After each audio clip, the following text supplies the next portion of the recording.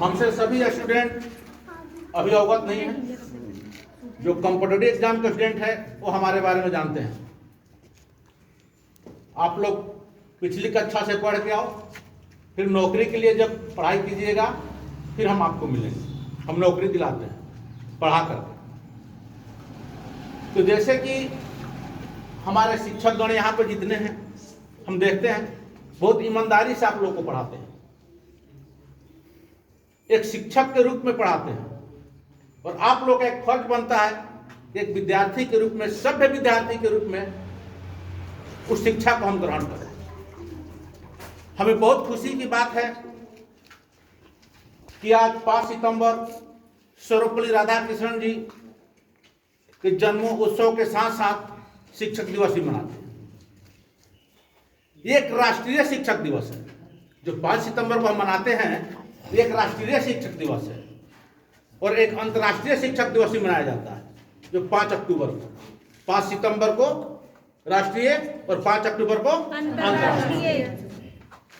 5 सितंबर 1962 को हमारे सर्वपल्ली राधाकृष्णन जी राष्ट्रपति बने थे।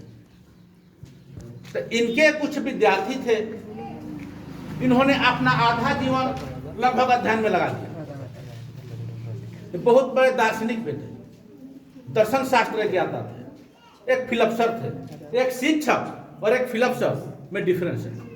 जो शिक्षक हो सकते हैं, कोई पार्टिकुलर सब्जेक्ट का शिक्षक हो सकते हैं, बट जो फिलोसफर हो सकते हैं वो काफी सब्जेक्टों का फिलोसफर हो सकते रहते हैं। तो इसलिए शिक्षक और फिलोसफर में डिफरेंस है। तो शिक्षक भी रह चुके और फिलोसफर भी रह चुके। बात आती है ज्ञान की। तो ज्ञान का सबसे पहला अध्ययन अध्यापिका, शिक्षक अगर बोलेंगे तो हम माँ को बोलेंगे, क्योंकि बचपन से ही माँ सिखाती है कि बेटा वहां मंजर गिर जाएगा, वहां खाइए। छोटे मोटे ज्ञान देना हमारी माँ वहीं से शुरू करती है।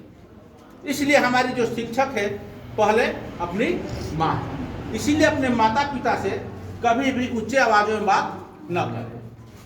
जितना जिंदगी संवरता है, जितना जिंदगी संवरता है माँ बाप के प्यार से, जितना जिंदगी संवरता है माँ बाप के प्यार से, उतना ही जिंदगी निखरता है गुरु के आशीर्वाद। आप लोग सुना भी होगा। तो हमारे राधा कृष्णन जी